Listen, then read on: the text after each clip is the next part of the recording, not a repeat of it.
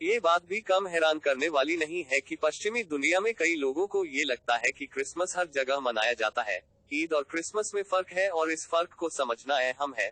और साथ ही ईसाईयत और इस्लाम के बीच के जुड़ाव को समझना भी उतना ही महत्वपूर्ण है।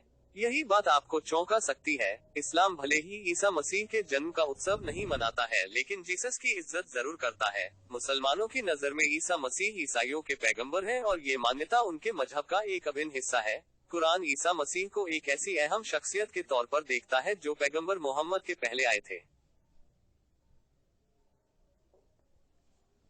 हकीकत तो ये है कि जीसस, जिन्हें अरबी जुबान में ईसा भी कहते हैं, का जिक्र पवित्र किताब कुरान में कई बार हुआ है। यहाँ तक कि पैगंबर मोहम्मद से ज्यादा बार हुआ है। बात भी कम दिलचस्प नहीं है कि इस्लाम की पवित्र किताब में केवल एक ही महिला का जिक्र है, और वो है वजिन मेरी, जिन्हें अरबी जुबान में मरियम भी कहते हैं।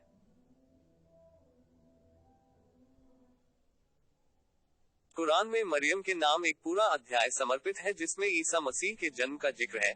लेकिन इस्लाम में यीशु के जन्म की जो कहानी बताई गई है, उसमें न तो जोसेफ है और न ही फरिश्तों और न नाथ जानवरों को खिलाने के काम आने वाला पात्र का जिक्र है। मरियम ने अकेले ही रेगिस्तान में ईसा को जन्म दिया था और एक सूखे हुए खजूर के पेड़ के साए में पनाह ली थी। तभी एक चमत्कार हुआ और उनके खाने के लिए पेड़ से खजूर गिरा और उनके कदमों के पास पानी का एक सोता फूट पड़ा।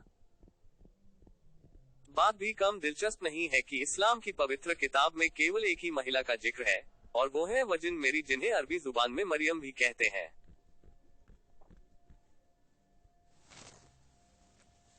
कुरान में मरियम के नाम एक पूरा अध्याय समर्पित है जिसमें ईसा मसीह के जन्म का जिक्र है। लेकिन इस्लाम में यीशु के जन्म की जो कहानी बताई गई है, उसमें न तो जोसेफ है और न ही फरिश्तों और न नाथ जानवरों को खिलाने के काम आने वाला पात्र का जिक्र है। मरियम ने अकेले ही रेगिस्तान में ईसा को जन्म दिया था और एक सूखे हुए खजूर के पेड़ के साए में पनाह ली थी। तभी एक चमत्कार हुआ और उनके खाने के लिए पेड़ से खजूर गिरा और उनके कदमों के पास पानी का एक सोता फूट पड़ा। जब मुस्लिम ईसा का जिक्र करते हैं तो उनसे अपेक्षा की जाती है कि वो कहेंगे उन्हें शांति मिले। मुस्लिमों का मानना है कि कयामत के दिन वो वापस लौटेंगे। मुस्लिम साहित्य में ईसा की तारीफ कुरान से पहले से की जाती रही है। सूफी दाश अल गजली उन्हें आत्माओं का पैगंबर कहकर बुलाते हैं। वहीं इब्न अरबी उन्हें संतों की सील के रूप में बताते हैं। मुस्लिम दुनिया में लड़कों के नामों में ईसा और लड़कियों के नामों में मरियम जैसे नाम आम हैं, जो कि ईसा और मैरी से जुड़े हैं।